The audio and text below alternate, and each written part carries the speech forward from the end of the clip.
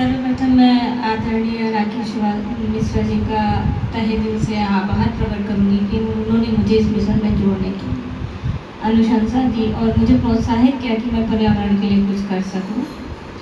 और ज़्यादा समय ना लेते हुए मैं सीधे मानस पत्रिका पर ही आती हूँ, क्योंकि बाकी विचार तो आदरणीय माधवी मैम और सर और निरूपा मैम ने सभी ने अपने विचार बड़े अच्छे से प्रस्तुत किए हैं। तो मैं मानस पत्रिका, चूँकि मैं साहित्यकार हूँ, तो साहित्य का हमारे जीवन पर क्या असर पड़ता है और वह हमारे जीवन को कितने अच्छे से आगे ले जा सकता है, मैं इस पर प्रकाश डालना चाहूँगी। और सबसे पहले मैं बताऊँगी कि मानस पत्रिका का 3 प्रमुख ध्येय है। पहला, संस्कृति का संरक्षण, दूसरा साहित्य का उत्थान और तीसरा पर्यावरण में संवर्धन और संरक्षण करना। ये तीनों चीज़ें आपस में इतनी अच्छे से जुड़ी हुई हैं कि अगर हम समझना चाहें तो बड़े ही आसान तरीके से समझ सकते हैं। सबसे पहले हम सभी सनातनी हैं, सनातन धर्म से प्रेरित हैं। हमारे संस्कार, हमारी संस्कृति पर्यावरण से बहुत अच्छे से जुड़ी हुई है। आप जब भी कोई पूजा पाठ करते हैं, कोई भी संस्कार करते हैं, कोई कर्मकांड करते हैं, तो उसमें हमारे जितने भी ईश्वर हैं उन सभी को किसी न किसी वाहन पर या किसी न किसी विशेष वृक्ष के लिए पूजित किया जाता है। वृक्ष हमारे जीवन का सबसे अनमोल धरोहर है और हम सभी जानते हैं कि इस समय ग्लोबल वार्मिंग, कोरोना और कैंसर की कई वैरायटीज़ उत्पन्न हो रही हैं, जो इतनी ज़्यादा बढ़ रही हैं कि अभी उनकी एक बीमारी की दवा नहीं बनती है, तब तक दूसरी बीमारी हमारे समाज में फैल जाती है और दूसरी की दवा ढूंढते ढूंढते तीसरी बीमारियां फैल रही हैं, महामारियां तो लगातार आ रही हैं। इन सभी चीज़ों को देखें तो जल का स्तर घट रहा है, ग्लेशियर्स पिघलते जा रहे हैं, धरती जो है अभी आप देखिए प्रेजेंट टाइम में ही इस समय हमारा जो तापमान है भारत का, वो विश्व का 7वां सबसे गर्म देश हमारा भारत बन चुका है। ये सभी चीज़ें पर्यावरण का अत्यधिक दोहन करने से, प्रदूषण बढ़ाने से हो रही हैं और वृक्ष जितनी तेजी से कट रहे हैं उतनी तेजी से लगाए भी नहीं जा रहे। ऐसी दशा में अगर हम अपनी संस्कृति का संरक्षण करते हैं, अगर हम अपने धर्म को मानते हैं, अपनी चीज़ों को मानते हैं, हमारी जितने भी वेद पुराण हैं लिखे हैं, अगर उन सभी चीज़ों में, जैसे हमारे वेद पुराणों में लिखा जाता है कि हमें नीम के पेड़ वृक्ष की पूजा करनी चाहिए, वट सावित्री की पूजा होती है जिसमें हम वट वृक्ष की पूजा करते हैं, पीपल के वृक्ष की अक्सर पूजा की जाती है। इस तरह से विशेष देवी जी, उसमें विष्णु और कोटिशः देवी देवताओं का हर पत्ते पर उसके वास माना जाता है। तो ऐसी दशा में अगर हम अपने धर्म के अनुसार भी पूजा पाठ शुरू करते हैं या उन वृक्षों को अपने ईश्वर मान करके ही लगाना शुरू कर देते हैं तो पर्यावरण संवर्धन शुरू हो जाता है। और ये जागरूकता अब बहुत ही ज़रूरी है, क्योंकि हमारे यहाँ पर्यावरण मतलब सिर्फ वृक्ष ही नहीं, हमारी आज जो सांस्कृतिक प्रदूषण फैल रहा है, जैसे हम अपने कल्चर को भूल करके, अपने संस्कृति को भूल कर किसी और संस्कृति को ज़्यादा अपनाने की कोशिश कर रहे हैं। तो हमारे यहाँ कहा जाता है कि धोबी का कुत्ता न घर का न घाट का। अगर हम अपने घर को छोड़कर किसी और के घर में बसने की कोशिश करेंगे तो हम कहीं के नहीं रहेंगे, ना यहाँ के ना तो कहीं और के।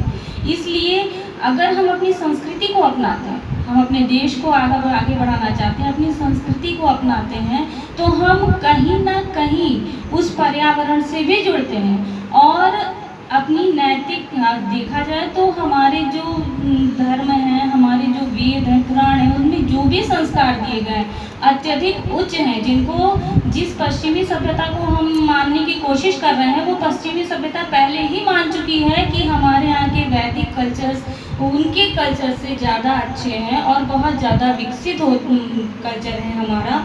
तो अगर हम अपने उस विकसित संस्कृति को अपनाते हैं तो कहीं ना कहीं हम अपने पर्यावरण का भी संरक्षण करते हैं। और इस संरक्षण, इस संस्कृति के प्रति अपनी नई पीढ़ी को जागरूक करने का सर्वप्रथम और सबसे प्रभावशील हथियार है हमारा साहित्य।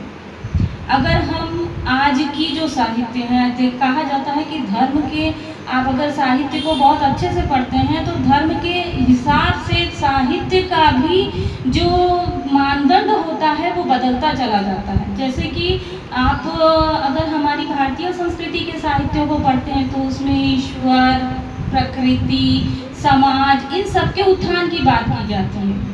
हम गीत लिखते हैं, कविताएं लिखते हैं, छंद लिखते हैं। छंद का सबसे ज़्यादा मोहक और सबसे प्रभावशाली तत्व होता है हमारा मानसिक और नैतिक उत्थान।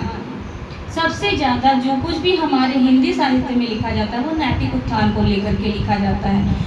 अगर हम मुस्लिम या फिर किसी अन्य धर्म की उसमें जाते हैं तो गज़ल पढ़ी जाती है। गज़ल का मुख्य विचारधारा क्या होता है, वो श्रृंगार से जुड़ी होती है। उसमें श्रृंगार के बारे में ज़्यादा बातें की जाती हैं।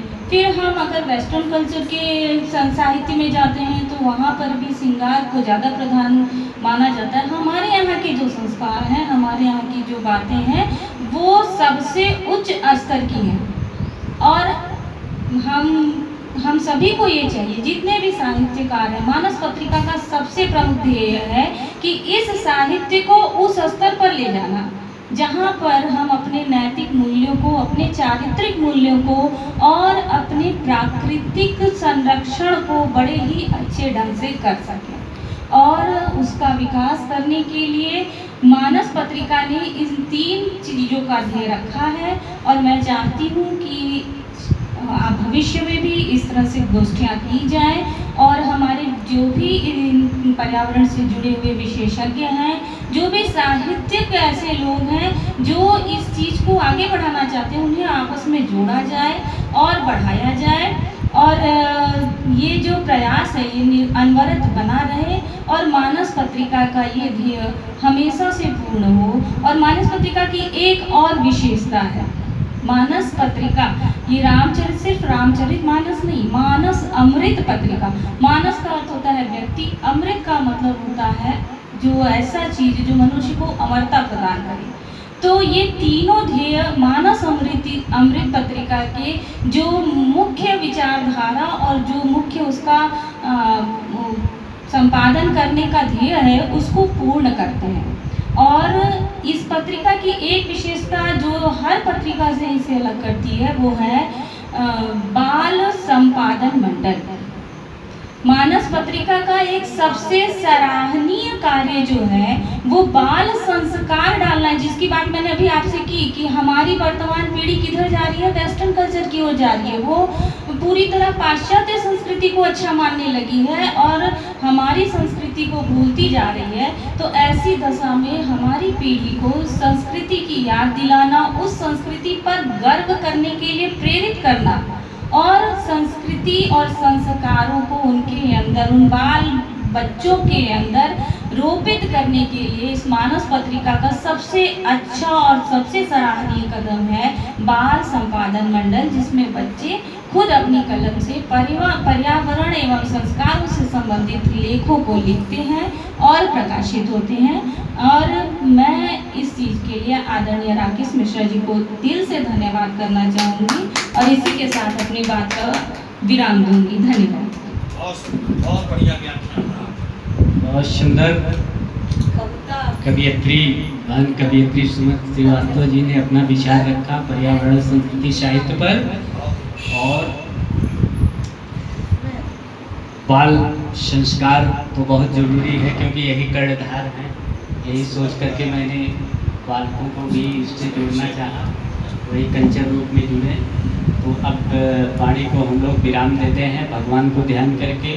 देखिए भगवान भोलेनाथ जो है यह वर मांगते हैं, जैसे मानस का कुछ उत्तम सारगर्भित तत्व मैं प्रकट कर रहा हूँ जो मेरे अनुभव में आया है क्या हो तो मैं नहीं जानता, लेकिन जो मुझे अनुभव में आया।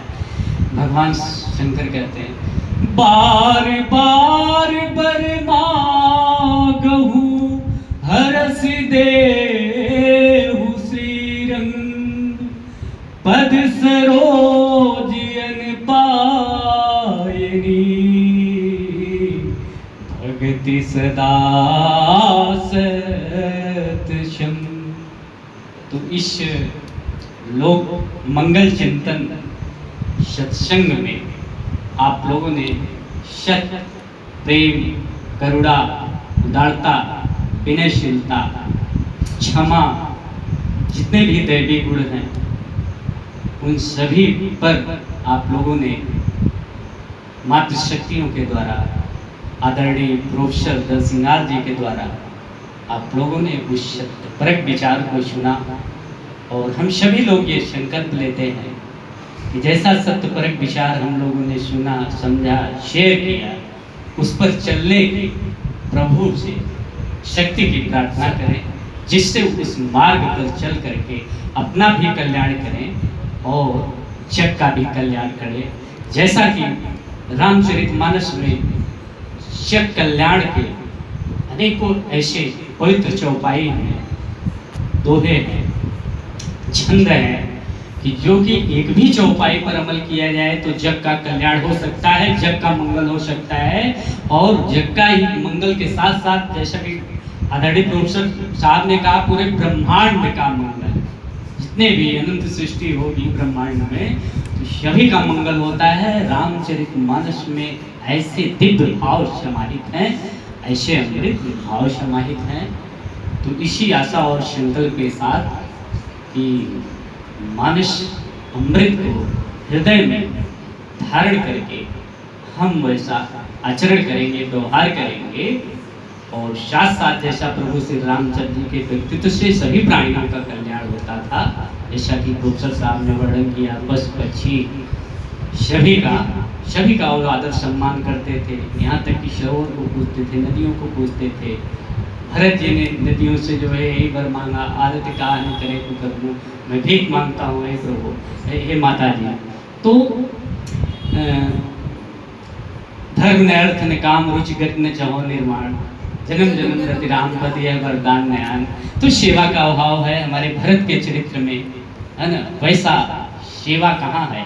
भगवान श्री रामचंद्र जी ने अपने मुख से कहा है कि ब्रह्मा की सृष्टि में भरत जैसा दूसरा भाई नहीं है, क्योंकि सदा एक रस बरतने जाए। भरत के चरित्र में एक रस है, सेवा भाव है, भक्ति है।